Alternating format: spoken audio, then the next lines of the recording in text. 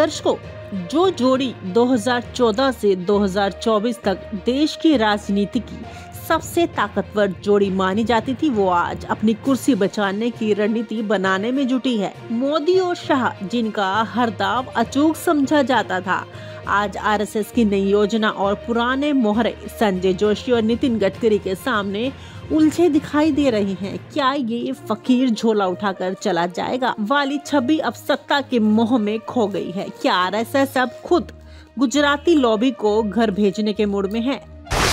मोदी शाह की अजय छवि कैसे बनी? 2001 से 2024 तक का कालखंड। नरेंद्र मोदी गुजरात से दिल्ली आए, अमित शाह का संगठन में नियंत्रण, हर विरोधी को बाहर का रास्ता, आडवाणी, मुरली मनोहर जोशी, संजय जोशी, शत्रुघ्न सिन्हा, मीडिया मैनेजमेंट और चुनावी मशीनरी की अद्वितीय पकड़। लेकिन जब आप जीतना आदत बना लेते हैं, तब हार की एक आहट भी पूरी इमारत को हिला देती है।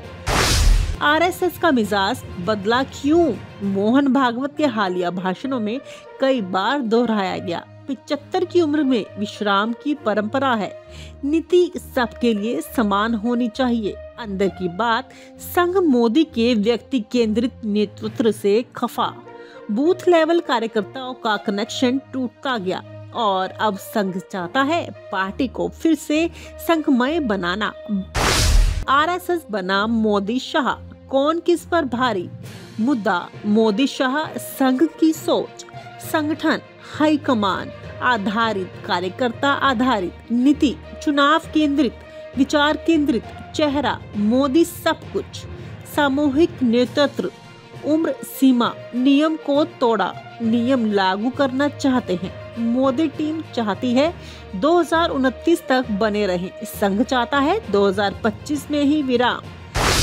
संजय जोशी की वापसी, अंदरूनी भूचाल। बीजेपी में वो नाम जो कभी संगठन की धड़कन था, जिसे चुपचाप किनारे कर दिया गया, आज उसी नाम की फिर से चर्चा, संजय जोशी। क्या वो वक्त आ गया है जब जोशी की वापसी तय मानी जाए? क्योंकि इस बार आरएसएस ने मोदी शाह के आगे झुकने से साफ इनकार कर दिया है। बीजेपी अध्यक्ष कौन बनेगा, इसका फैसला दिल्ली नहीं नागपुर तय करेगा। बीजेपी में इन दिनों बदलाव की सरगर्मियां चरम पर है। हर कोई जानता है कि बीजेपी का अध्यक्ष कौन बनेगा। यही सवाल पूरे देश के राजनीति में तैर रहा है, पर असली खेल पर्दे के पीछे चल रहा है और इस खेल का सबसे दिलचस्प हिस्सा है संजय जोशी का नाम। एक ऐसा नाम जिसे मोदी युग में लगभग मिटा ही दिया गया था, जिसने आज वो नाम फिर से चर्चा पे है।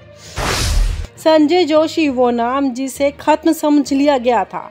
संजय जोशी एक ऐसा संघ प्रचारक जिसने अपने खून पसीने से बीजेपी को खड़ा किया, वो आदमी जिसने गुजरात में संगठन को मजबूत किया, बीजेपी को जमीनी स्तर तक फैलाया। पर यही संजय जोशी कभी नरेंद्र मोदी की आंख की किरकिरी बन गए।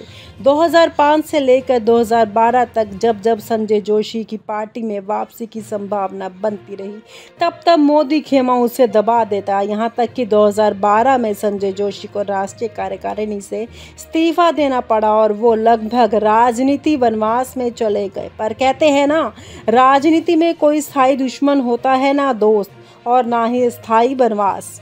आज भारतीय जनता पार्टी जुलाई और अगस्त में अपने नए राष्ट्रीय अध्यक्ष की घोषणा करने की दहलीज पर खड़ी है। संजय जोशी का इंतजार भी निर्णायक मोड़ पर आ गया है।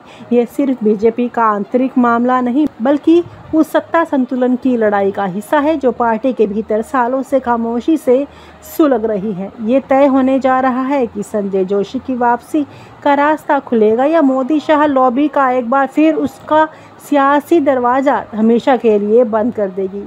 संजय जोशी की कहानी कोई अचानक उभर कर आई घटना नहीं है। अगर कोई शख्स भारतीय जनता पार्टी और राष्ट्रीय स्वयंसेवक संघ की जमीनी राजनीति को थोड़ा भी समझता हो ना, तो उसे पता है कि संजय जोशी के बिना बीजेपी की संगठनात्मक संरचना की कल्पना भी अधूरी है।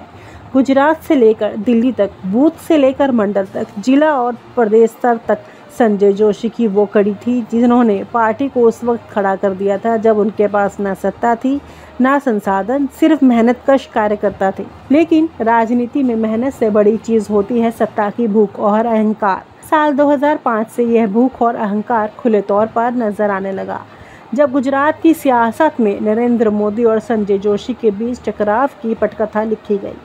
मोदी सत्ता के शिखर पर चढ़ रहे थे और संजय जोशी संगठन के भीतर अपनी जमीनी पकड़ मजबूत कर रहे थे। दोनों के रास्ते टकराए और अंततः मोदी शाह लॉबी ने जोशी को पार्टी से धीरे धीरे बाहर करने का सिलसिला शुरू कर दिया। 2005 से लेकर 2012 के बीच ये टकराव खुलेआम सामने आया। जब जोशी का नाम राष्ट्रीय कार्यकारिणी में आता तब मोदी शाह लॉबी असहज हो जाती।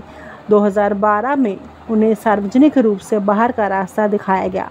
हालांकि पार्टी के मंच से जोशी को हटाया गया, लेकिन उनके कार्यकर्ता, समर्थक और संघ के भीतर उनकी स्वीकार्यता कम नहीं हुई। संजय जोशी भले ही पर्दे से दूर चले गए, लेकिन वो पूरी तरह से गायब नहीं हुए।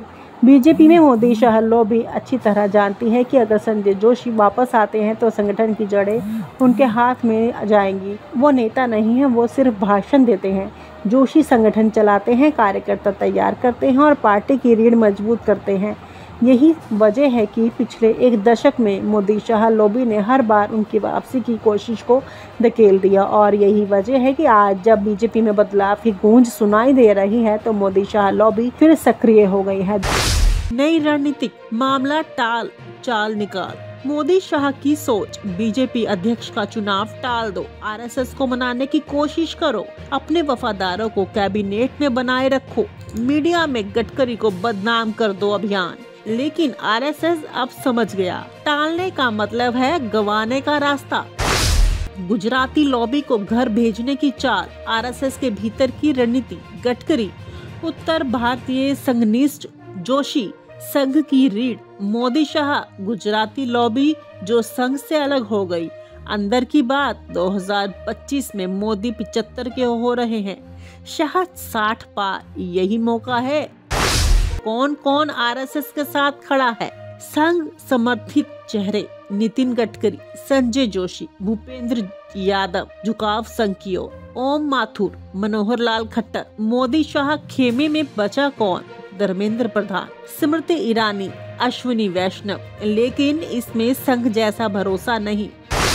फंस गए मोदी शाह। अब क्या विकल्प है? संघ की बात माने, सम्मानजनक विदाई ले, लड़ाई लड़े, लेकिन अंत में जबरन हटाए जाएं। पर क्या मोदी ऐसा करेंगे? उनकी छवि हार ना मानने वाले की है, लेकिन इतिहास बताता है कि संघ जब ठान लेता है तो प्रधानमंत्री तक बदल देता है। क्या 2026 तक गडकरी बन सकते हैं पीएम? गडकरी की छवि पारदर्शी, संघ के प्रिय, मोदी से अलग लेकिन जनमानस में लोकप्रिय, कोई विवाद नहीं। 2026 में अगर संगठन में जोशी को लाया गया तो 2027 तक गडकरी को पीएम फेस बनाने की रणनीति पूरी होगी। इस बार आरएसएस भी पीछे नहीं हटेगा। संघ अब तय कर चुका है, अगर 2025 में बदलाव नहीं किया गया तो पार्टी में विकृति स्थायी हो जाएगी। इसलिए मोदी शाह की हार अब बस वक्त की बात है और जोशी गडकरी युग का उदय होने ही वाला है। दोस्तों, आपको क्या लगता है कि मोदी शाह की जोड़ी 2024 के बाद भी बीजेपी पर नियंत्रण बनाए रख पाएगी या फिर आरएसएस की नई चाल उन्हें इतिहास बना देगी? और आप हमसे जुड़े रहने के लिए सब्सक्राइब करें YouTube पर, फॉलो करें Twitter पर और लाइक करें Facebook पर। और ज्यादा जानकारी के लिए आपको टाइप करना होगा सिर्फ न्यूज़ नशा।